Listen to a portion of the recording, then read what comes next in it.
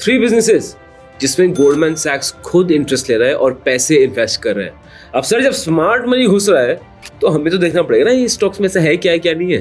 3 stocks हैं। पहला I think it's okay, but last 2 I think they are very good. Let's get started.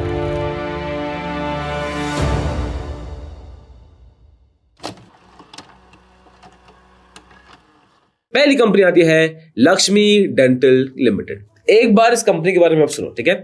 ये company एक fully integrated dental products company है।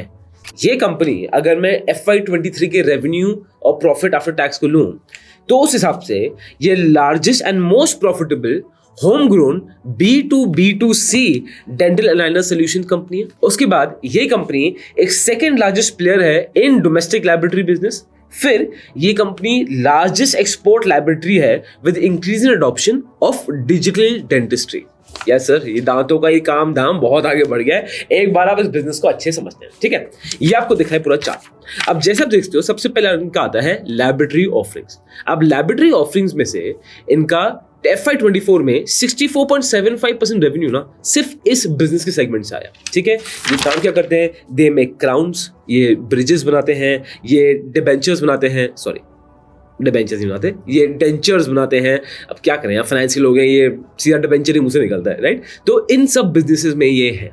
उसके बाद आप देखोगे इनका जो सेकंड बिजनेस आता है वो है aligner solutions and paediatric dental products. Now this is very interesting. अब ये कंपनी ना मैन्युफैक्चर करती है और ग्लोबली सप्लाई करती है CE certified thermoforming sheets plus biocompatible 3D printing range thermoforming machines. फिर आता है इल्यूजन अलाइनर्स, जो आपने देखे हैं जो दांत ऐसे फिट हो जाते हैं और दिखता नहीं कि आपने अलाइनर्स पहने में, कस्टमाइज होते हैं, लेजर मार्किंग से बनते हैं और सिर्फ इसमें 23% कैगर की ग्रोथ रेट दिखाई दे रही है सिर्फ इस सेगमेंट में। उसके बाद है किड्स एड डेंटल। अब किड्स एड डेंटल में इन्होंने 60% स्टेक लिया था एंड ये पीडियाट्रिशियन है, मतलब ये बच्चों के दांतों के लिए है। और सिर्फ इसमें मैं आपको बताऊं ग्रोथ कितनी है।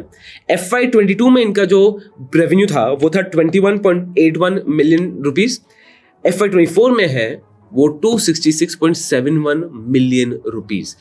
That is the growth. इस कंपनी के 22,000 से ज्यादा क्लिनिक्स हैं, डेंटिस्ट हैं और डेंटल कंपनीज हैं, serving more than 320 Indian cities and supplying to more than 95 countries. फिर टेक्नोलॉजी की बात करेंगे, they are using the state of the art technology and इनका जो मेन बेनिफिट दिखता है ना वो होता है इनकी ऑपरेशनल एफिशिएंसी में, जहां पे इनकी प्रोडक्ट प्रिसिशन हो, चाहे इनका रोबोटिक ट्रिमिंग हो ऑफ थर्मोफॉर्मिंग शीट्स, चाहे वो कटिंग इक्विपमेंट हो, लेजर सिंटरिंग हो, हर चीज में this company is using state of the art technology. फिर आती है इनकी लीडरशिप टीम। सबसे पहले जो इनके फाउंडर थे राजेश व्रजलाल, जिनके पास 30 साल से ज्यादा इंडस्ट्री एक्सपीरियंस है।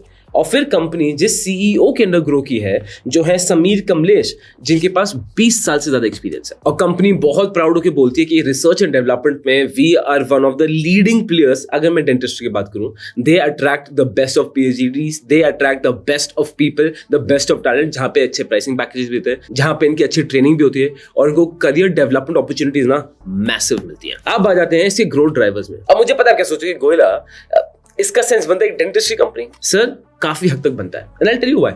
बिकॉज इंडिया में ना अब एक ट्रेंड बन चुका है जो कोरिया में आ गया है, US में भी है, of looking nice. When I say looking nice, of getting surgical things done on your face. लोग प्लास्टिक सर्जरी करा रहे हैं, लोग बोटॉक्स करा रहे हैं, लोग फिलर्स करा रहे हैं एंड ये बहुत नॉर्मल हो गया, अब टैबू भी नहीं है। और you will be surprise to know कितने लोग इसको करवाते हैं। And I am not talking about females कि आपको लग रहा है लड़कियां कराती हैं, सर लड़के भी कराते हैं। More than half of the politician है ना कुछ काम करा के रखा हुआ है एंड इसमें कराना नहीं कराना अभी गलत सही है, ये आपके ऊपर है। बट फैक्ट ये है कि सर इसकी डिमांड बढ़ रही है एंड इस पे एक बहुत मेजर रोल डेंटिस्ट्री का आता है। ये जो अलाइनर्स हैं, जो दांत ठीक करना है, ये सब इसका एक पार्ट है। तो मेरे लिए ना एक ये बहुत बड़ा ग्रोथ ड्राइवर है। दूसरी चीज ये है कि dentistry is very expensive. India में मेडिकल टूरिज्म तो भर के होता है एंड डेंटिस्ट्री टूरिज्म बहुत आगे बढ़ सकता है। अब मैं बात करता हूँ मैनेजमेंट क्या बोलती है।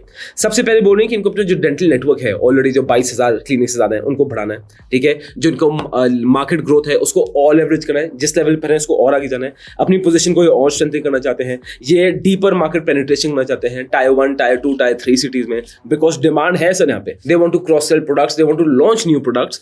तो management seems to be very excited, management seems to be very promising. Goldman सैक्स इसमें इन्वेस्ट कर रहा है, बट हाँ इसमें एक बहुत मेजर रिस्क है जिसके लिए मुझे पर्सनली ये कंपनी बहुत हाई रिस्क लगती है।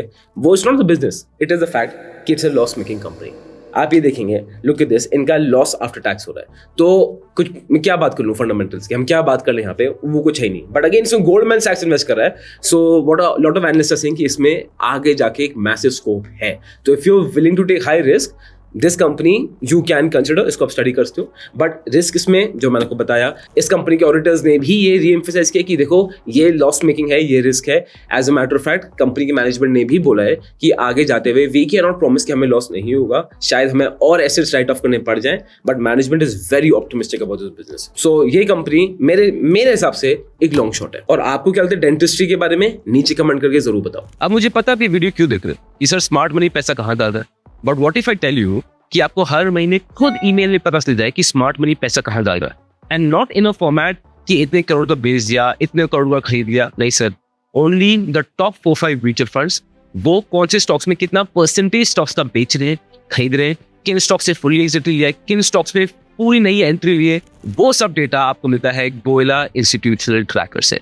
जैसे आप देखते हैं ये कंप्लीट नो नॉनसेंस टूल है, चाहे mid cap, small cap, flexi cap, large cap, top funds को हम ट्रैक करते हैं। और हाँ, आपको इंटरनेट में फ्री मिल जाएगा, इसमें कोई शक की बात नहीं है। पर दिक्कत ये है, इसको ढूंढने में बहुत ज्यादा टाइम जाता है, कम से कम 15 से 20 घंटे आपको लगाने पड़ेंगे हर महीने। क्यों? आप एएमसी वेबसाइट में जाएंगे, 40-50 पीडीएफ होंगे। आप वैल्यू रिसर्च में जाएंगे, कोई परसेंटाइल चेंज एनालिसिस नहीं होगा। तो स्क्रीन या टिकट पे जाएंगे तो फंड मैनेजर मूवमेंट ट्रैकिंग नहीं है वहाँ पे। मॉर्निंग स्टार पे जाएंगे, और मॉर्निंग स्टार तो अनफॉर्चुनेटली ज्यादा फ्रेंडली है ही नहीं, यूजर फ्रेंडली ये बात करो। तो इसमें हम क्या कहते हैं, आपको रॉ और डेटा देते हैं महीने के स्टार्टिंग में क्या मिलेगा क्या नहीं मिलेगा, सिंपल चीज। एंड इसकी आपको 1 साल की सब्सक्रिप्शन मिलती है at a discounted price of 2999। So definitely check this out so that आपको किसी वीडियो की वेट ना करना पड़े। हर महीने आपके पास खुद आसान भाषा में डेटा आ जाए, किस स्टॉक्स में म्यूचुअल फंड्स खरीद रहे हैं, किस स्टॉक में बेच रहे हैं, आप अपना पोर्टफोलियो उस तरह से प्लान कर पाओगे। अब आती है सेकंड कंपनी जिसके लिए पर्सनली मैं ज्यादा एक्साइटेड हूँ, that is India finance centre corporation. ये कंपनी एक हाउसिंग फाइनेंस कंपनी है जहां पे इनका target is lower to mid income group in tier 2 and tier 3 cities. Basically जो छोटे बिजनेसमैन होते हैं, जो सेल्फ एम्प्लॉयड होते हैं, जो छोटे शहरों में रहते हैं, बहुत बार इनके पास या तो फाइनेंशियल कैपेबिलिटी नहीं है, ITRs वगैरह डॉक्यूमेंटेशन नहीं होती है to take help and loan from a bank, और बैंक की बहुत एक्सेसिबिलिटी भी होती है। वहां पे ऐसी NBFC आती है, और ये NBFC आपको हाउस कंस्ट्रक्शन के लिए भी लोन देती है, हाउस खरीदने के लिए भी लोन देती है, घर खरीदने के लिए लोन देती है, घर को एक्सपैंड करने के लिए लोन देती है। एंड सर ये ना एक बहुत मेजर रिक्वायरमेंट है बाय द गवर्नमेंट। 2014 से Narendra Modi government has been pushing affordable housing. अब अफोर्डेबल हाउसिंग को भी ना लोग मिस इंटरप्रेट कर देते हैं। क्यों? कि बोलते हैं यार इतने तो घर खाली पड़े हुए मेट्रोपॉलिटन्स में या टायर 2 सिटीज में, यहाँ तो घर बिक नहीं रहे, तो क्या अफोर्डेबल हाउसिंग कमी है? Sir let me explain. 2022 में RBI ने रिपोर्ट निकाली थी, और उस रिपोर्ट में मेंशन था कि 100 मिलियन यूनिट्स की कमी है इन हाउसिंग सेक्टर। अब हाउसिंग सेक्टर भी बहुत डीप है, इसको भी हम डिवाइड करते हैं। हाउसिंग सेक्टर को आप डिवाइड करोगे, सबसे पहले LIG group, that is a lower income group, and EWS group, that is economic weaker section. ठीक है, सिर्फ LIG और EWS ग्रुप में 95% की शॉर्टेज है। यहाँ पे कोई बिल्डर नहीं आना चाहता, यहाँ पे कोई तो बड़े पैसे नहीं कमा सकता, बिकॉज यहाँ कस्टमर के ज्यादा पैसे है ही नहीं। और MIG सेक्शन में, that is a middle income group section में 5% की शॉर्टेज है।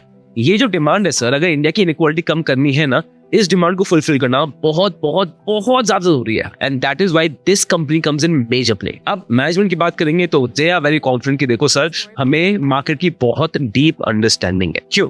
ये फिजिकल मॉडल में भी चलते हैं, जहां पे जो ये अफोर्डेबल हाउसिंग का मार्केट है 94% ये कवर कर रहे हैं अपने डिस्ट्रीब्यूशन नेटवर्क से।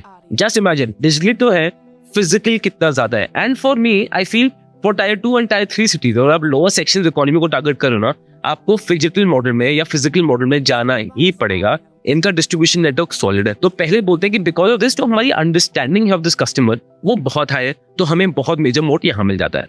सेकेंड, एक कंपनी बोलती है कि हमारे in house infrastructure is so massive, हमारे सारी डीलिंग्स इन हाउस ही होती है, हमें बाहर से डिपेंडेंसी बहुत मिनिमल है, तो उनकी ट्रांजैक्शन कॉस्ट वो रिड्यूस हो जाती है, जिनका टर्न अराउंड टाइम है वो रिड्यूस हो जाता है। इसके वजह से ना इनके पास प्राइसिंग पावर है।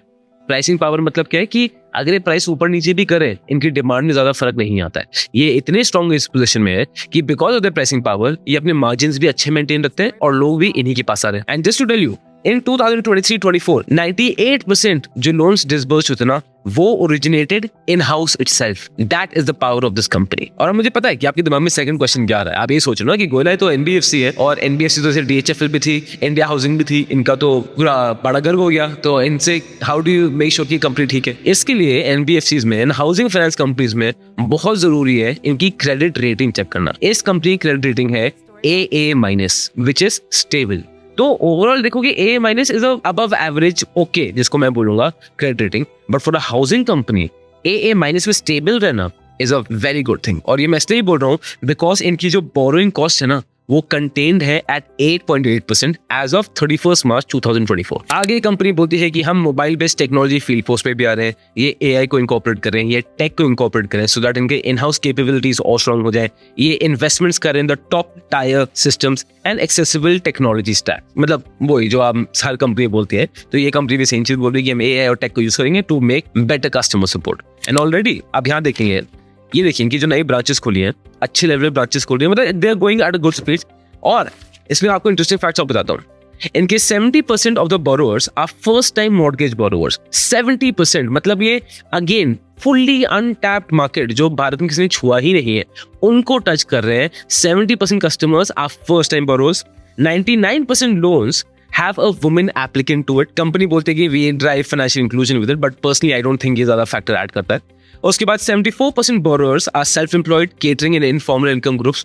वही 91% customers are from Tier 2 and Tier 3 cities. 73% loans are from EWS and LIG segment. तो this company बहुत तगड़े सेगमेंट में ट्रैक कर रही है. ये कंपनी वहां ट्रैक कर रही है जहां पे इतना खुला मार्केट, इतना बड़ा मार्केट है और कोई वहां पे घुसना नहीं चाहता बिकॉज मार्जिन टाइट है और इन प्लेसेस में प्ले करना डिफिकल्ट है. इस कंपनी के फंडामेंटल्स की बात करेंगे एंड में, वीडियो के एंड में फंडामेंटल्स की बात करेंगे. उससे पहले जाते हैं थर्ड कंपनी में. फिर आ जाती है third company, that is Navin Fluorine Limited. अब ये कंपनी क्या बनाती है? It's a fluorine chemistry company जो रेफ्रिजरेशन गैसेस, केमिकल्स, आपके inorganic bulk fluorides, speciality organo fluorides and by the way ये काफी नीश ऑर्गेनो फ्लोराइड्स भी प्रोड्यूस करते हैं. अब बिफोर मैं इस कंपनी की डिटेल में जाऊँ ना, I need to tell you, शायद कुछ ही हैंडफुल कंपनी होती है हमारे देश में जो नवीन फ्लोराइन जैसी कंपनी जितनी प्रेस्टीज और हेरिटेज रखती है.